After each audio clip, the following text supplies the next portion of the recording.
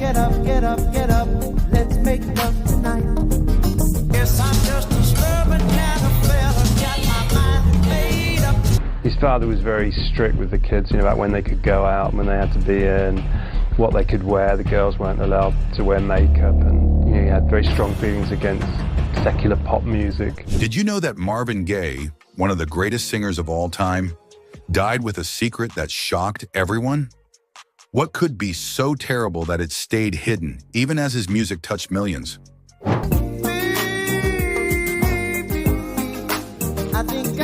Marvin's life was full of ups and downs. But what was he hiding before his tragic death? Let's uncover the heartbreaking truth behind this music legend's untold story.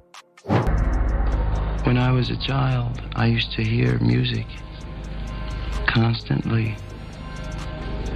I long for that to return to me. Marvin Gaye was one of the most incredible music legends the world has ever seen. While he was famous for his talent early on, it wasn't until his later years that people truly appreciated his genius. His songs didn't just entertain, they made people think, feel, and connect on a deep level. Born on April 2nd, 1939, in Washington, D.C., his family lived in a rough area in a public housing project. The place, known as the Fairfax Apartments, was small and crowded. The buildings were old, falling apart, and didn't even have electricity or running water. Marvin and his friends called the neighborhood Simple City because it felt like a mix of city life and country life. But we had a religious father, so we couldn't we couldn't start fights. And there was no cussing. Marvin's parents were Marvin Gaye Sr., a church minister, and Alberta Gaye, a domestic worker. Marvin was the second of 4 children. He had 2 sisters, John and Zeola, and a brother named Frankie. Life at home wasn't easy. His father was very strict with the kids, about when they could go out, when they had to be in, what they could wear. The girls weren't allowed to wear makeup, and he had very strong feelings against secular pop music. His father was very strict and often punished him harshly. Marvin once said living with his father was like living with a cruel king. Thankfully, his mother was there to comfort him and encourage his singing. She gave him hope when he needed it the most.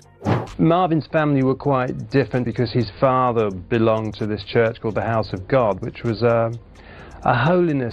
black holiness church, but with a rather unusual twist because it had a very strong emphasis on the Old Testament, and it was a mixture of sort of Christianity and Judaism in some ways. Marvin started singing in church when he was just 4 years old. His father played the piano while he sang. Their church followed strict rules, but Marvin loved music and quickly found joy in singing. When he was 11, he performed Be My Love at a school play, and people were amazed by his voice. This moment made Marvin believe he could turn singing into a career. And Marvin approached me and said, Mr. Fuqua, I love your group, and we can really sing. Even though life at home was tough, Marvin found happiness through music. In school, he joined the Glee Club and became a star. His love for singing grew stronger, and he worked hard to improve his talent.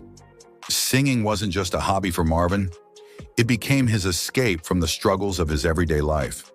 Marvin Sr. was getting invited to these preaching engagements because he would take along Marvin Jr., and Marvin Jr. would sing in these churches and these conventions, and people liked Marvin Jr., and Marvin Jr. was getting attention. So I think there you get the seeds of jealousy beginning. By the time Marvin entered the music world, he was ready to break free of his father's control. His breakout hits in the 60s with Motown brought him not only fame, but a sense of liberation. Yet even as he hit the top of the charts, the shadow of his upbringing and the trauma inflicted by his father followed him. Gaye wasn't always the smooth, soulful singer everyone came to adore. He actually started out as a drummer.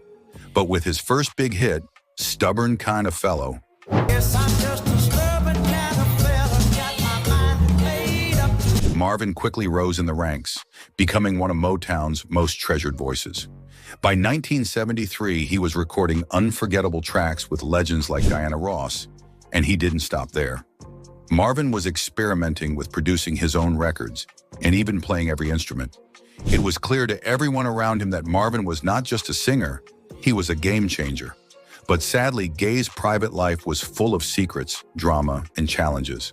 Starting with his first marriage was to Anna Gordy, the sister of Berry Gordy, who started Motown Records.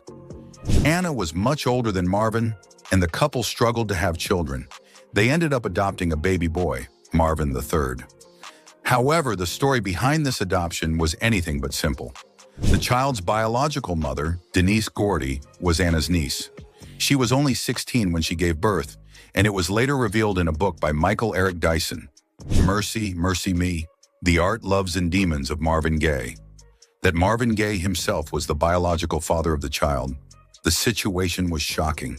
Denise was underage at the time Marvin had a relationship with her. Marvin kept this a secret for many years, probably because admitting it could have caused him legal problems. He never publicly confirmed that he was the father of Marvin III, but the revelation still caused controversy. Despite these issues, Marvin stayed with Anna for some time. However, their marriage eventually fell apart. Unfortunately, it was quite a troubled marriage, as Gaye admitted to David Ritz via Rolling Stone. "There was tremendous love between us and tremendous need for one another," the singer said. "But I couldn't be controlled. Not by a wife, not by a manager, not by a record company. I was born a ram and a rebel." In 1975, Anna Gordy Gaye would file for divorce after 12 years of marriage. 1 year later, the alimony payments were just too expensive for Gaye to keep paying. Allegedly owing $600,000 to his ex-wife and unable to pay back taxes, the legendary crooner filed for bankruptcy, and his financial decline quickly escalated after that. He agreed to pay Anna the money he owed, with a settlement stipulating that the first $307,000 would be an advance payment coming from the royalties from the next album he'd release. The remaining $293,000 would come from subsequent royalties off future albums. Marvin later married Janice Hunter, a woman much younger than him. They had 2 children together, but this marriage didn't last either. By 1979, they had separated, leaving Marvin with huge debts, including alimony payments to both of his ex-wives. It wasn't the most ideal place to be in, and the generally messy divorce proceedings weren't helping, but it didn't take long for Gaye to find inspiration for the album that would help satisfy those alimony payments. Now, Gaye was in poor shape mentally during the making of What's Going On. Apart from his failed marriage to Anna Gordy, he was still grieving for his singing partner, Tammy Terrell, with whom he'd recorded classics such as Ain't No Mountain High Enough, who had died of brain cancer in March 1970 when she was just 24. Throughout his Motown career, Marvin Gaye had several duet partners. His first partner in 1964 was Mary Wells, at the time the Queen of Motown, but their duet record, Together, tamed her sound while it gave Gaye a platform to shine. He believed he cursed his duet partners, She Left Motown. Gaye was then placed with Kim Weston, and their song It Takes Two became a massive hit.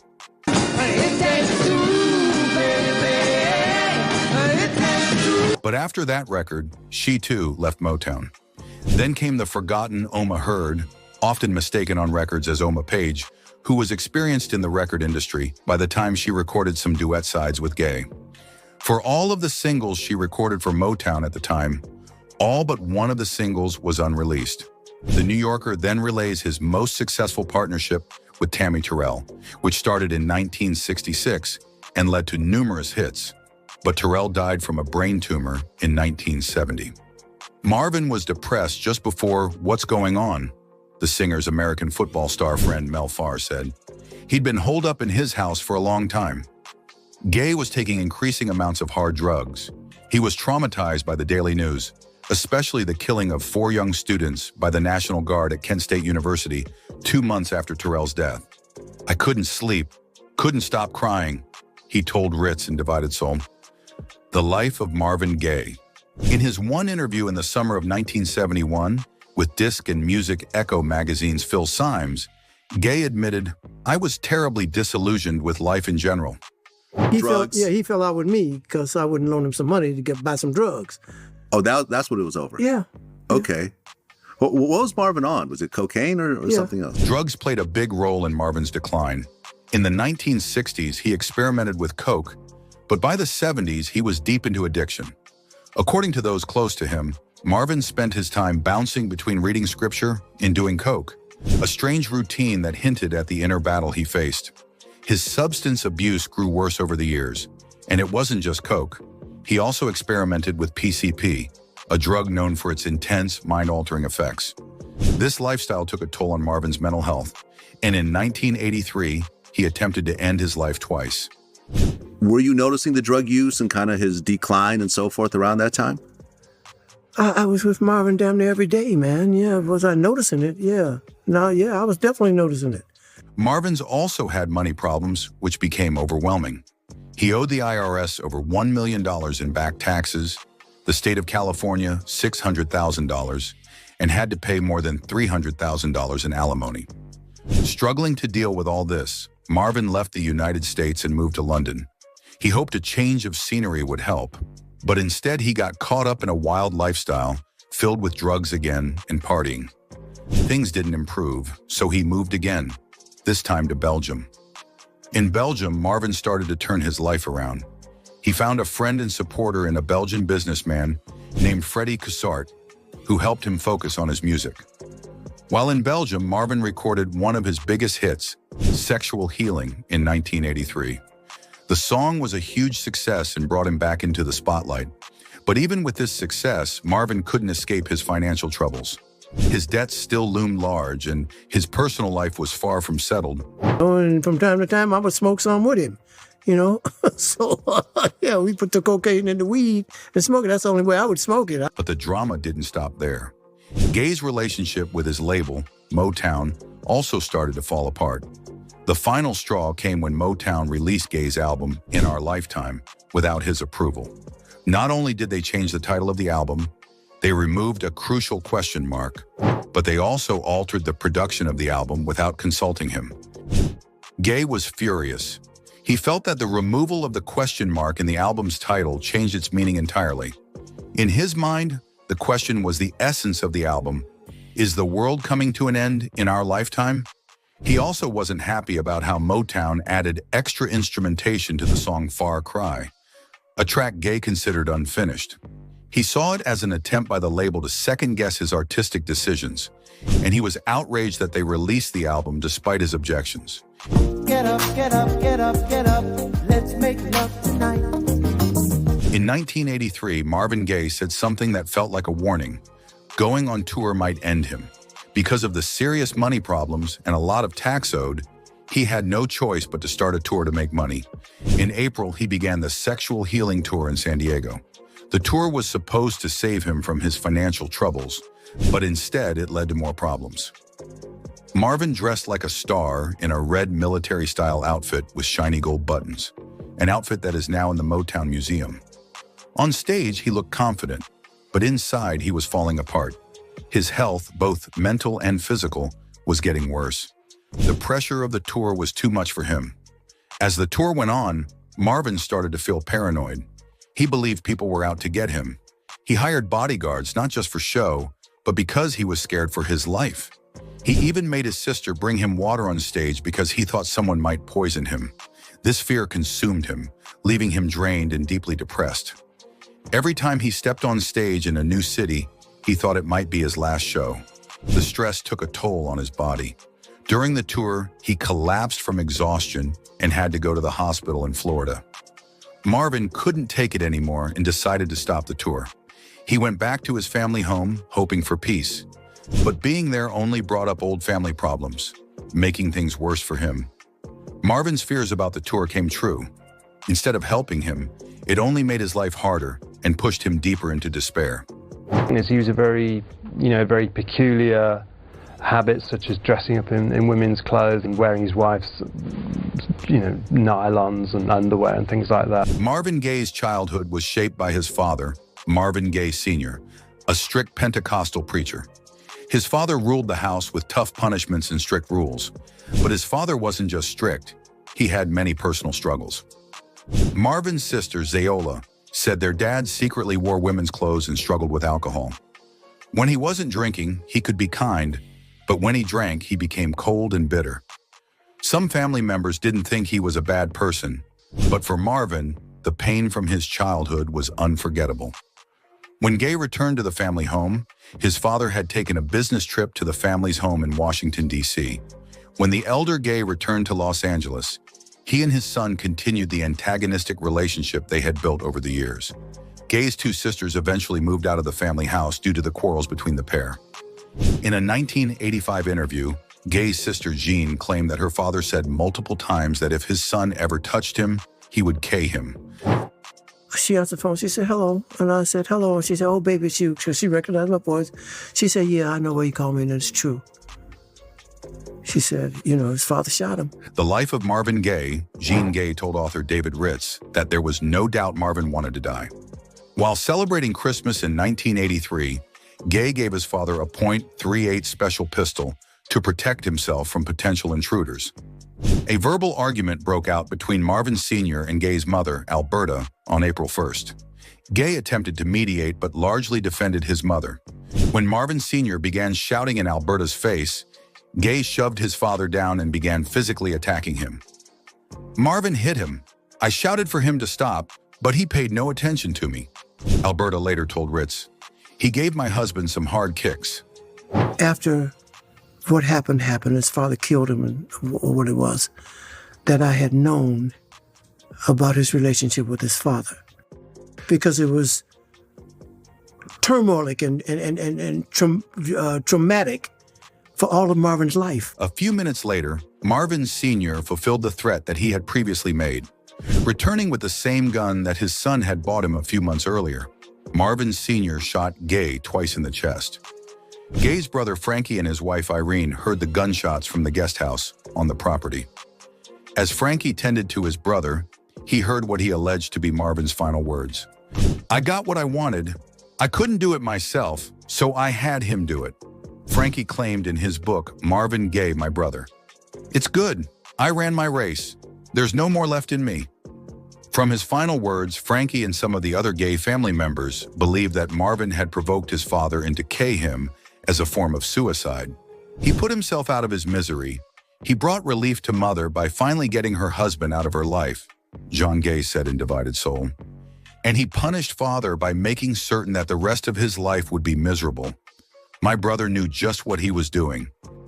At the time of his death, Marvin didn't have much in terms of property or money. His biggest asset was his intellectual property. This included his song royalties, image rights, and life story. Marvin left behind a will, but under California law, his 3 children were entitled to split his estate equally. Of course, before they could receive anything, debts and taxes had to be paid. But the people managing his estate worked hard to pay it off. Through smart marketing of his music rights, they not only cleared the debts, but also built up millions of dollars in assets.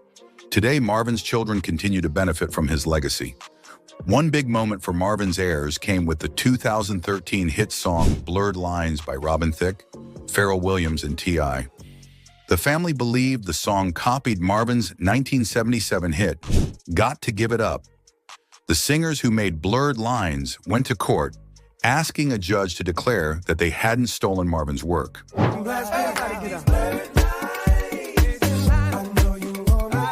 In response, the Gaye family countersued, saying the song did infringe on his copyrights.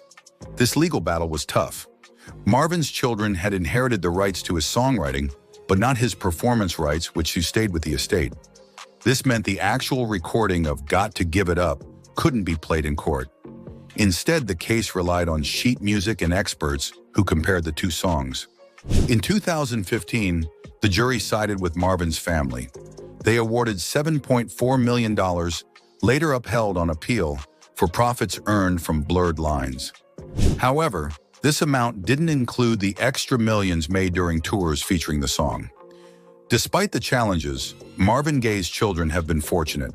Thanks to the efforts of the estate's managers, they've been able to keep his legacy alive and benefit from it. If Marvin had planned more carefully, his music rights could have been fully passed to his kids. But even without that, his family has found a way to preserve his memory and success. You're a regular hero. Allowed to put you in a movie. Marvin wasn't just great at music, he also tried acting. In the late 1960s and early 1970s, when his singing career was growing, Marvin decided to try something new. He acted in 2 movies, The Ballad of Andy Crocker and Chrome and Hot Leather. Both movies were about the Vietnam War, a big issue in America at that time. In The Ballad of Andy Crocker, Marvin played a Vietnam War veteran. The film showed how tough life was for soldiers when they came back home. It talked about their struggles and how hard it was to fit back into normal life. The second movie, Chrome and Hot Leather, was different. It told the story of Green Berets, soldiers, getting revenge on a biker gang. Even though these movies weren't very popular, they were special for Marvin. He dreamed of being like Elvis Presley or Frank Sinatra, who were big stars in both music and movies. Marvin had the looks, the voice, and the charm for acting. Some people believed he could have become a movie star if he kept trying. There are a couple of stories about how Marvin Gaye Jr. became Marvin Gaye, with that extra E at the end. One such story has it that on the release of his first Motown single, Let Your Conscience Be Your Guide, the record company added the E to his last name via Detroit Historical Society. However, in most accounts of this minor change of names, the person making the decision was Gaye himself, once again stemming from his complicated relationship with his father. Gaye talks about his name in Divided Soul and how he was deeply troubled by having the same name as his father, who is often described as a sexually ambiguous man. All it took for Gaye to be reminded of this connection was for people to add "is" to the front of his name, asking, "Is Marvin Gaye?" He just couldn't escape the teasing and the confusion of his own sexual identity. Beans Bowles, a music producer who knew Gaye, stated, "He fought it. The cats would kid him about being gay, knowing he wasn't, but knowing how he hated hearing about it. We called him Gayeski. That bugged him too." Ritz himself added to this section of Gaye's life that he was attached to his father, branded for life.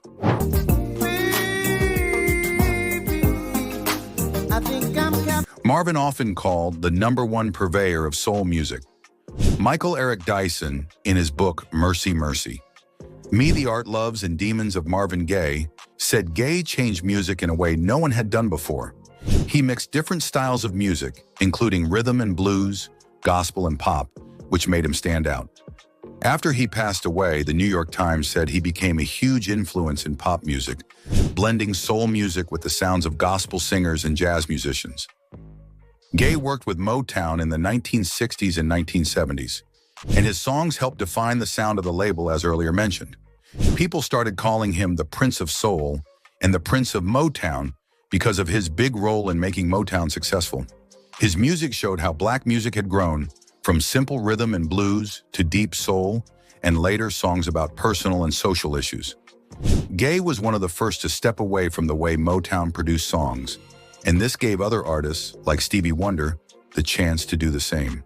Marvin Gaye's music also helped shape the future of R&B, especially the Quiet Storm and neo-soul styles. Many famous artists, like Barry White and Stevie Wonder, have said they were inspired by his songs. Even in movies, his style had an impact. In Dreamgirls, Eddie Murphy copied Gaye's 1970s fashion. Gaye's name continues to be mentioned in songs, and his influence is still strong today.